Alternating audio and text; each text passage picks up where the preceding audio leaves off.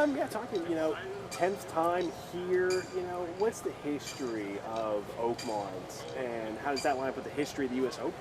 So Oakmont dates back to 1903, and our first U.S. Open was about 25 years later in 1927. And truly, U.S. Open history and Oakmont are, kind of hand in hand at this point. This June will be our record 10th U.S. Open. We've had one every decade since 1927, except for the 1940s because of World War II. And some of the most iconic moments in U.S. Open history have occurred here at Oakmont, between Johnny Miller's '63, Jack and Arnie in '62, and Ben Hogan's fourth and final victory in 1953.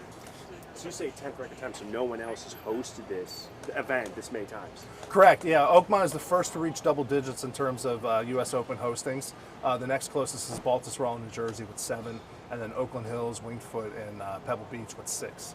So, and by the time we get to 2050, we'll have hosted 3 more, so 13 U.S. Opens, which will still be quite a bit more than pretty much any other club in the United States.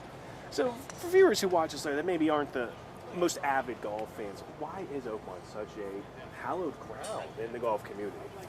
I think, the championship history here is a major part of that. This will be our 21st national championship, 10th U.S. Open. We've had 6 U.S. amateurs, 3 PGA championships, and 2 U.S. Women's Opens.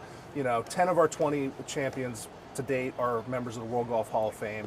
And there's a couple more that have already won that will probably find their way in the World Golf Hall of Fame in short order. And, the golf course is iconic. You have the church pews out on number 3 and 4. Some great moments have happened right behind us here at 18. And, truly, Oakmont is one of the best tests in all championship golf. And you look at our list of champions, and it always seems to bring the cream of the crop to the top. You talk about 18. Obviously, that's where we see champions every tournament. Talk about just some of the history of this green right behind us. Of course. So 18 has been just so instrumental in crowning or breaking hearts over the last 120 years here. Tommy Armour in 1927 made a birdie putt to make it into a playoff that he ended up winning the next day over Harry Cooper. But meanwhile, Arnold Palmer missed a birdie putt that would have won the outright U.S. Open in 1962.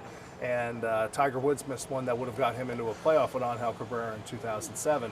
But then you think of the likes of Ben Hogan, who hit driver 5-iron to 5 feet to cement his fourth and final U.S. Open victory in 1953.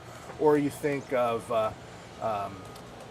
Dustin Johnson in 2016, hits a beautiful driver, 6-iron, and makes another birdie to close out the championship and win his first major. Iconic moments happen at Oakmont, and the 18th green behind us here is typically where a lot of those iconic moments happen. You mentioned the church pews, such a unique structure for bunker. Why does Oakmont have it? Well, it's we're still trying to figure out the origins of it. There's some rumors that inspiration comes from a club out in the Philadelphia area. But W.C. Phones and Henry Phones and the greenkeeper here, Emma Leffler, we call them our Holy Trinity, the Father, the Son, and the Holy Greenkeeper. And they constantly were evolving the golf course to make it more difficult. While the routing and the green complexes really haven't changed a whole ton over the last 120 years. They were constantly evolving the golf course, making it more difficult, adding bunkers and adding ditches. And the church pews was just another one of those alterations to make it more difficult. It originally started as 7 individual bunkers, and for the 1935 it was created as one large bunker complex. And at that time it was known as the snake mounds because the pews weren't uniform across. They kind of looked like slithering snakes from above. So for many years they referred to as the snake mounds.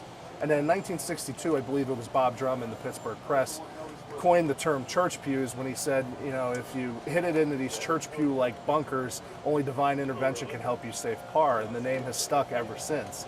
And, it started as 7 pews in a one large complex. For the 1969 U.S. Amateur, an 8th was added. And then for the 2007 U.S. Open, 4 more were added. And with Gil Hans's restoration here a couple years ago, he kind of recreated those original, not so uniform pews. So, the players must beware next week if they find themselves in the pews, hope for some divine intervention. Also, if I'm not mistaken, isn't predominantly most of the club in Flum, technically? Correct. So 95% of the property is in Plumboro these days. The original 191 acres was purchased in 1903 by Henry Phones as part of a corporation called the Oakmont Land Company. And what was typical back in those times was you named the course most often after either the town or the train station in which you got off. So because you have to remember, in 1903, it's hard to believe this was out in the country, just 10 miles down the river. It's very, built up now. It's more of a suburb than country.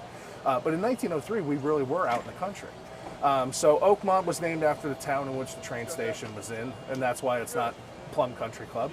And just like Edgewood across town, Edgewood, you used to get off at Edgewood Station to go play Edgewood Country Club, and that's why it's called Edgewood Country. Someone had never walked into the clubhouse before. They walked on that hallway you showed us. What's that like? So, History Hall is my favorite hallway in the entire clubhouse. It hosts our display cases for each of our now 10 U.S. Open championships. Each of the display cases features artifacts from the champion and the championship, as well as photographs from the tournament. And it's really a walk through history. You kind of start with 1927, our very first U.S. Open, and you walk all the way up to next week, where we have a display case ready and waiting and ready to go. And in a couple weeks after the Open, once our champion is crowned, we'll do our best to get the story created, and our members and their guests will be able to enjoy our 10th U.S. Open in short order, as well as the other 9. I guess I'll end with this. If this grass and course could talk, what would it tell fans? It's a very interesting question. It's such... You think about who's played here. There's been some 1,500 players, the best players in the world over the course of the last 120 years have walked the grounds here, from Bobby Jones to Arnold Palmer and Jack Nicklaus, Ben Hogan, Sam Snead, all the way up to the present day with Tiger and Rory and Scotty now. It truly is hallowed ground. You think of the iconic places in American sport. You think of the iconic places in Pittsburgh sports, and Oakmont should certainly be amongst that pantheon. It's such a wonderful place, full of rich history, and again, the best of the best tend to win here, and sometimes the best of the best have their hearts broken here. But their story is partially written on this golf course, and I think that's just such a unique aspect to Oakmont and championship golf here. Was this always designed or intended to be a very difficult, high caliber course? So Henry Phones, when he founded Oakmont, his key goal was to make it the most demanding test of golf in America. And really, championship golf has been in the DNA here since Henry founded the golf course. A lot of people point to Robert Trent Jones as the father of penal design, but it's really Henry Phones.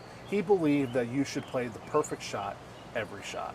And if you didn't, you should be punished for it. And the club motto around here is: a shot poorly played is a shot irrevocably lost.